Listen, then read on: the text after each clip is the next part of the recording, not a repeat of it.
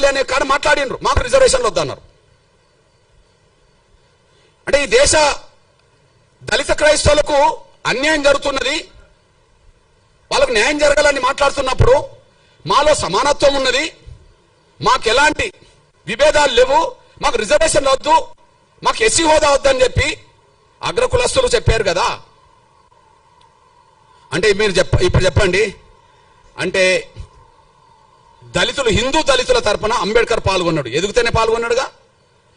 హిందూ దళితుల తరపున ఇందులో ఇదే కమిటీలో జగ్జీవన్ కూడా పాల్గొన్నాడు, హిందూ దళితుల తరపునేగా, హిందూ దళితుల తరపునే కదా. ఈ కమిటీలో ఉంటాడు అంబేద్కర్ ఉంటాడు, జగ్జీవన్ రామ్ ఉంటాడు, అంబేద్కర్ ఉంటాడు, జగ్జీవన్ రామ్ ఉంటాడు. కానీ హిందూ దళితుల తరపున వాళ్ళు మాట్లాడతారు. క్రైస్తవ తరపున మాట్లాడలేదా అంబేద్కర్ అంటే మాట్లాడిన చరిత్ర నేను చెప్తా. కానీ ప్రత్యేకంగా క్రైస్తవ తరపున మాట్లాడాల్సిన నిర్ణయం ఎవరు తీసుకోవాల్సి వచ్చింది? ఈ దేశంలో క్రైస్తవ తరపున ఎదిగిన వాళ్ళే. మరి అప్పుడు దళితుల నుంచి క్రైస్తవులో ఎదిగిన వాళ్ళు ఎవరు లేరు కదా, ఆస్థాకి ఎదిగిన వాళ్ళు లేరు కదా, భక్తులుగా మిగిలిపోయిండు కానీ ఒక శక్తులుగా ఎదగలేదు కదా. ఈ నలుగురు కూడా గాంధీ శిష్యులే. పేరు క్రైస్తవ మతం ఉన్నది, వాళ్ళ కులాలు అగ్రకులాలు, కానీ వాళ్ళు గాంధీ శిష్యులు. గాంధీ చేసిన మోసం వల్ల హిందూ దళితులు మోసపోయినరు, దళిత క్రైస్తవులు మోసపోయినరు. ఏ మోసం? హిందూ దళితులు ఎక్కడ మోసపోయినరు? హిందూ దళితులకు ప్రత్యేక నియోజకవర్గాలు ఉండాలని కమ్యూనల్ అవార్డు వచ్చింది కదా. కమ్యూనల్ అవార్డు రద్దు చేయించడం కోసం కదా గాంధీ నిరాదీక్ష చేసింది. ఆయనను బతికించడం కోసం కదా అంబేద్కర్ రాజీపడాల్సి వచ్చింది. అంటే ప్రత్యేక నియోజకవర్గాలు పోయినాయి కదా, ఎస్సీలు నిలబడ్డ నియోజకవర్గాల్లో ఎస్సీలే ఓట్లేసుకొని గెలిపించుకోవాలనేది పోయింది కదా. ఇది పోవడానికి కారణం గాంధీ కదా. అంటే హిందూ దళితులను మోసం చేసింది గాంధీ కదా, హిందూ దళితుల జీవితాలు అడ్డుకున్నది గాంధీ కదా. దళితులు క్రైస్తవ మతం తీసుకుంటే క్రైస్తవ మతం తీసుకున్న దళితులకు ఎస్సీ హోదా అవసరం లేదని చెప్పి మాట్లాడిచ్చింది కూడా అగ్రకులాల క్రైస్తవ పెద్దలతోటే కదా. వీళ్ళు ఈ నలుగురు గాంధీ శిష్యులే కదా. అంటే దళిత క్రైస్తవులకు ఆనాడు మోసం జరగడానికి, దళిత హిందువులకు మోసం చేయడానికి గాంధీ పన్నిన కుట్ర కారణం కదా. ఇది వాస్తవం కదా, ఇది వాస్తవమే కదా. అదే సమయంలో మీ అన్నగా చెప్తున్నా నేను, అంబేద్కర్ అభిప్రాయం మొదటి నుంచి నిర్దిష్టంగా ఉన్నది. అంబేద్కర్ అభిప్రాయం మొదటి, ఆయన హిందూ దళితుడుగానే పాల్గొన్నాడు ప్రతి చోట. ఆయన ఎన్నికలు నిలబడ్డా హిందూ దళితుడుగా నిలబడ్డాడు, రిజర్వేషన్ సీట్ల నుండి. ఆయన ఎక్కడైనా హిందూగానే ఉన్నాడు. ఆయన బౌద్ధ మతం తీసుకున్నది ఎప్పుడు? అక్టోబర్ 14, 1956లో. ఆ తర్వాత 2 నెలలు కూడా తర్వాతనే చనిపోయిండు. అంటే అంతకు ముందు బౌద్ధ మతం తీసుకోవడానికంటే ముందు, అంటే చనిపోవడానికి 2 నెలల ముందు కూడా ఈయన హిందువే కదా. అంబేద్కర్ హిందువునేగా, అఫీషియల్ గా హిందువునే కదా. ఎస్సీ రిజర్వేషన్ లో హిందూ దళితుడుగానే చేశాడు.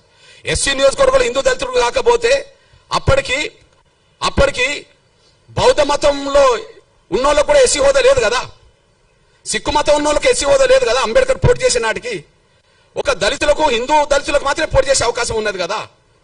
మరి హిందూ దళితుడుగా ఆయన అభిప్రాయం చెప్పిండు కదా. మతం మారినంత మాత్రాన కుల వ్యవస్థకు సంబంధించిన అవమానాలు దళితులకు తగ్గవు. ఆయన 2 చోట్ల చెప్పాడు, చెప్పేశాడు. అంబేద్కర్ అభిప్రాయాలు చాలా స్పష్టంగా కనిపించినాయి. లోధియన్ కమిటీ పరిణామాలే కమ్యూనల్ అవార్డు వచ్చింది. ఆ లోధియన్ కమిటీ ముందు ఈయన వాదన చేశాడు. ఆ వాదన ఒకసారి వినిపిస్తా చూడండి. హిందూ మతం నుండి క్రైస్తవంలోకి మారిన వాళ్లకు గుర్తింపు రావచ్చునో రాదో, కానీ సమాజం అతన్ని చూసే చూపులో మాత్రం మార్పు రాదు. గ్రామాల్లో దళిత క్రైస్తవులు ఇప్పటికీ అస్పృశ్యులుగానే పరిగణించబడుతున్నారు. వారికి విడిగా శ్మశానాలు ఉంటాయి. ఇది ఎప్పటి మాట? 1932 కంటే ముందు మాట, కమ్యూనల్ అవార్డు కంటే ముందు మాట. అయితే అప్పుడు కూడా ఇట్లాంటి ఉన్నత వర్గాల క్రైస్తవ లీడర్లు మాకు అవసరం లేదన్నప్పుడు ఆయన డీసెంట్ నోట్ రాస్తాడు. మీ అభిప్రాయంతో నేను ఏకీభవించట్లేదు అని, మీ అభిప్రాయంతో ఏకీభవించట్లేదు అని చెప్పి లోధియన్ కమిటీ ముందు ఆయన డీసెంట్ నోట్ రాసి ఏమంటాడంటే, అస్పృశ్యతను కేవలం హిందూ మతానికి పరిమితం చేయకూడదు. అస్పృశ్యత వల్లే కలిగే సామాజిక వైకల్యం, సోషల్ డిజాబిలిటీ ఏ మతంలో ఉన్న వారికైనా వర్తిస్తుంది. కేవలం క్రైస్తవులనే ముద్ర వేసి వాళ్ళని అణగారిన వర్గాల జాబితా నుండి తొలగించడం అన్యాయము. వాళ్ళను అణగారిన వర్గాల జాబితా నుండి తొలగించడం అనేది అన్యాయము. ఇది ఎప్పుడు రాశాడు? ఆర్డర్ రాకముందే రాశాడు. 1950 ఆర్డర్, 50 ఆర్డర్. కానీ ఇది కమ్యూనల్ అవార్డు కంటే ముందు ఆయన డీసెంట్ నోట్ రాశాడు. దళితులు మతం మార్చుకుంటే వాళ్ళ ఎస్సీ హోదా రద్దు చేస్తామని మాట్లాడడం అనేది అది న్యాయం కాదు, అది మంచిది కాదని చెప్పి ఆయన స్పష్టం చేశాడు. అంతేకాకుండా చాలా సందర్భాల్లో ఆయన మాట్లాడాడు. రాజ్యాంగ సభలో కూడా మాట్లాడాడు. దళితులు ఏ మతం పుచ్చుకున్నా వాళ్ళు దళితులుగానే పరిగణించబడుతున్నారు. దానికి కారణం ఈ దేశ కుల వ్యవస్థ డామినేట్ చేస్తున్నది. ఈ దేశ కుల వ్యవస్థ ముందు మత విశ్వాసాలు కూడా వెనుకబడిపోతున్నాయి. మళ్ళీ చెప్తున్నా, ఈ దేశ కుల వ్యవస్థ ముందు మత విశ్వాసాలు కూడా వెనుకబడిపోతున్నాయి. మత విశ్వాసాల కంటే కుల వ్యవస్థకు ఉండబడే దాని మీదనే ఎక్కువ ప్రాధాన్యత ఉన్నది. కాబట్టి దళితులు ఏ మతం పుచ్చుకున్నా వాళ్ళు దళితులుగానే ఉంటారని చెప్పి ఆయన స్పష్టం చేశాడు. అంతేకాకుండా మీ అన్నగా ఒక విషయం గుర్తు చేస్తున్నా నేను. షోలాపూర్ సభలో ఎప్పుడు పెట్టినంటే 1937లో పెట్టిండు. మతం మారడం వల్ల ఆత్మగౌరవం వస్తుందని ఆశించి చివరికి అటు ఆత్మగౌరవం దక్కక ఇటు లౌకికవాద రిజర్వేషన్ కోల్పోయి దళిత క్రైస్తవులు 2 పడవల మీద ప్రయాణం చేస్తున్నారని నేను అభివర్ణించారు. ఇటు హక్కులు పోయినాయి, ఇటు గౌరవం పోయింది. హక్కులు పోయినాయి, అటు గౌరవం పోయింది.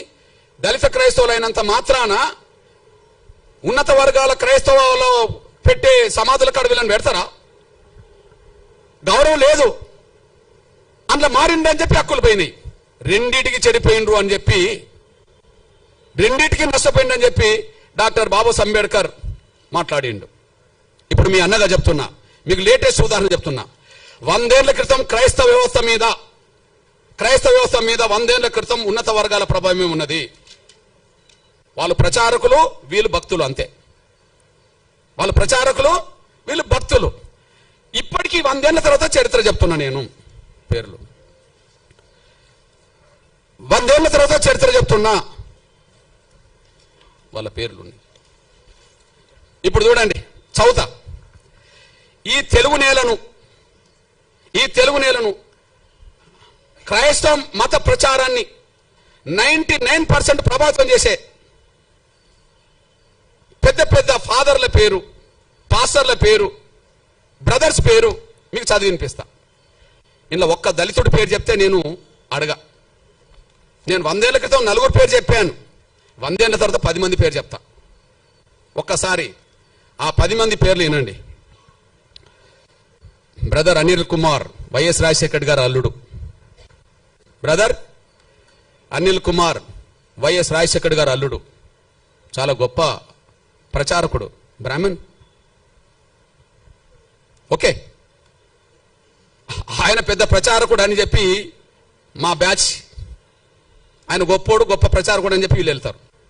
అక్కడ దాకా ఎదగరు వీళ్ళు, కానీ ఎక్కడికి వెళ్తారు? ప్రచారకుడు ఎవరు? అనిల్. ఇప్పుడు మీరు చూడండి,